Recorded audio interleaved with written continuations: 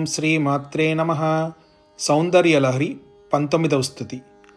ముఖం బిందుం కృత్వా కుచయుగమధస్తస్య తతధో హరార్ధం ధ్యాయేద్యో హరమహిషితే మన్మథకలాం స సత్యత్సంక్షోభం నయతి వనితా ఇత్యతి లఘు త్రిలోకీమప్యాశు భ్రమయతి రవీందుస్తనయుగాం. ముఖం బిందుం కృత్వా కుచయుగమధస్తస్య తతధో హరార్ధం ధ్యాయేద్యో హరమహిషితే మన్మథకలాం స సత్యత్సంక్షోభం నయతి వనితా ఇత్యతి లఘు త్రిలోకీమప్యాశు భ్రమయతి రవీందుస్తనయుగాం.